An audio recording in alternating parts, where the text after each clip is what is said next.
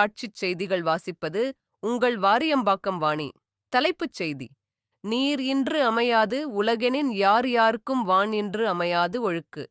தெய்வப்புலவர் திருவள்ளுவரின் வாக்கிற்கிணங்க, நீரின்றி அமையாத உலகிற்கு நீர் மேலாண்மையே முதன்மை தீர்வாகும்.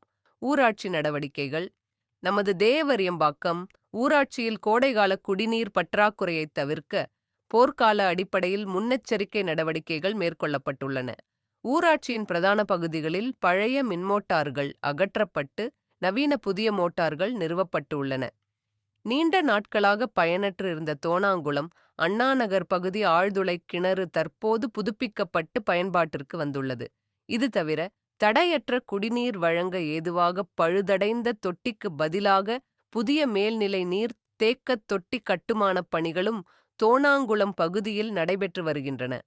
தொடர்ந்து தண்ணீர் விநியோகம் கண்காணிக்கப்பட்டு உரிய நடவடிக்கைகளும் எடுக்கப்பட்டு வருகின்றன. தற்போது நமது ஊராட்சியில் நாள்தோறும் விநியோகிக்கப்படும் நீரானது சுமார் 7250 மக்களின் தேவையை பூர்த்தி செய்யும் அளவில் உள்ளது. ஆனால் நமது ஊராட்சியின் மக்கள் தொகை வெறும் 1759 மட்டுமே. அதாவது நமது உண்மையான தேவையை விட 3 மடங்கு அதிகமான தண்ணீர் பயன்படுத்தப்பட்டு வருகிறது. இந்த வீணாவதை தடுப்பது நம் ஒவ்வொருவரின் கடமையாகும். நிலத்தடி நீர் என்பது நமக்கானது மட்டுமல்ல, அது மண்ணிற்கும் வருங்காலத்திற்குமான பொதுச் சொத்தாகும். அதனை சிதைக்காமல் பாதுகாத்து நமது சந்ததியினருக்கு தடையின்றி வழங்குவது நாம் அவர்களுக்குச் செய்யும் மிகச்சிறந்த கைமாறாகும். போதுமான தண்ணீர் பிடித்தவுடன் ஒரு சொட்டு நீர் கூட வெளியேறாதவாறு குழாய்களை தவறாமல் மூடி வைக்கவும். பழுதடைந்த குழாய்களில் தண்ணீர் கசிவதை உடனடியாக சரி செய்து வீணாவதை தவிர்க்கவும்.